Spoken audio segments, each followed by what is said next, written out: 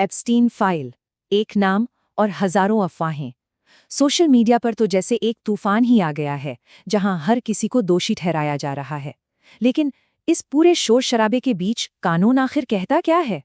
तो चलिए, आज सिर्फ फैक्ट्स की बात करते हैं, अफवाहों की नहीं।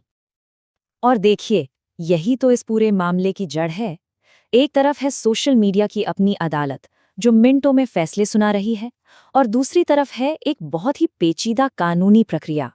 इन दोनों के बीच का फर्क समझना बेहद जरूरी है। तो चलो इसी सवाल के तह तक चलते हैं। सोशल मीडिया पर क्या चल रहा है, उसे एक पल के लिए साइड में रखते हैं और देखते हैं कि कानूनी दस्तावेज और सबूत असल में क्या कहानी बता रहे हैं। तो सबसे पहले ये समझना जरूरी है कि ये एप्स्टीन फाइल आखिर है क्या चीज। ये कोई एक सीक्रेट लिस्ट या कोई किताब नहीं है, जैसा कि बहुत से लोग सोच रहे हैं। असल में ये कोई फाइनल जजमेंट नहीं है। ये तो एक इन्वेस्टिगेशन का, कह सकते हैं, रॉ डेटा है।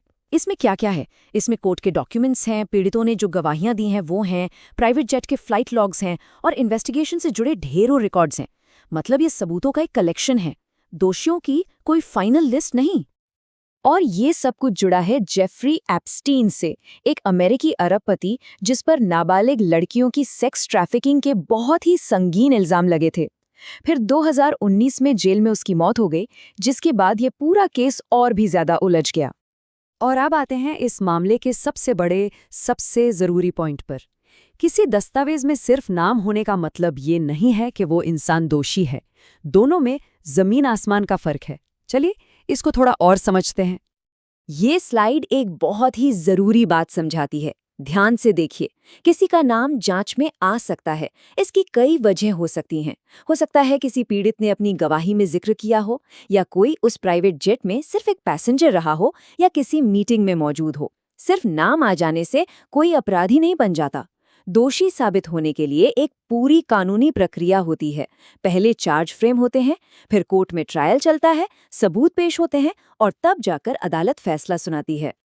तो इस कानूनी फर्क को दिमाग में रखते हुए आइए अब ये देखते हैं कि इस पूरे नेटवर्क में असल में सजा किसे मिली है।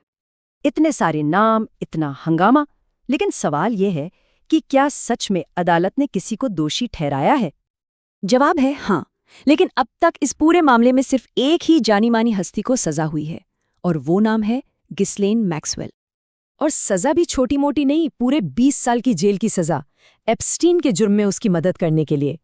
और ये दिखाता है कि जब कानूनी प्रक्रिया सबूतों के आधार पर चलती है ना, तो उसके नतीजे कितने गंभीर होते हैं। अच्छा, अब बात करते हैं उन अफवाहों की जो इंडिया में बहुत तेजी से फैल रही हैं। क्या इस पूरे मामले में कोई इंडियन कनेक्शन भी है? आइए इसका एक क्विक फैक्ट चेक करते हैं। सवाल बिल्कुल सीधा है। क्या जो एप्स्टीन फाइल्स अब तक सामने आई हैं, उनमें किसी भी भारतीय नागरिक का नाम एक आरोपी या दोषी के तौर पर है? और इसका सीधा साफ जवाब है नहीं, बिल्कुल नहीं। जो ऑफिशियल डॉक्यूमेंट्स पब्लिक हुए हैं, उनमें ऐसा कुछ भी नहीं है। और यहीं पर सोशल मीडिया और असलियत का बड़ा फर्क साफ नजर आता है। चलिए इस बात को थोड़ा और साफ साफ समझ लेते हैं। जो वेरीफाइड कोर्ट रिकॉर्ड्स हैं, उनके मुताबिक न तो कोई भारतीय नागरिक आरोपी है और न ही किसी को दोषी ठहराया गया है। सोशल मीडिया पर जो भी भारतीय नाम घूम रहे हैं, वो इन ऑफिशियल रिकॉर्ड्स का हिस्सा नहीं है। और यहीं से एक बहुत जरूरी वार्निंग भी निकल कर आती है। ऑनलाइन दुनिया में जो कुछ भी दिखता है, उस पर आंख बंद करके भरोसा करना काफी खतरनाक हो सकता है। देखिए, व्हाट्सएप पर जो सीक्रेट लिस्ट वाली पीडीएफ घूम रही हैं, या यूट्यूब पर जो सेंसेशनल थंबनेल दिखते हैं, उनसे जरा बचकर रहने की जरूरत है। ये ज्यादातर या तो फेक होती हैं या फिर गुमराह करने वाली।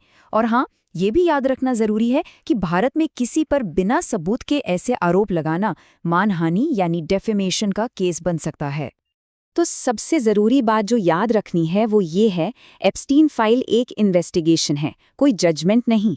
फैसला सुनाने का काम सिर्फ और सिर्फ अदालत का है, सोशल मीडिया का नहीं। और आखिर में बस एक बात, आज के इस डिजिटल जमाने में जहां कोई भी खबर आग की तरह फैल जाती है, असली फैक्ट और वायरल अफवाह के बीच का फर्क समझना शायद सबसे जरूरी स्किल है।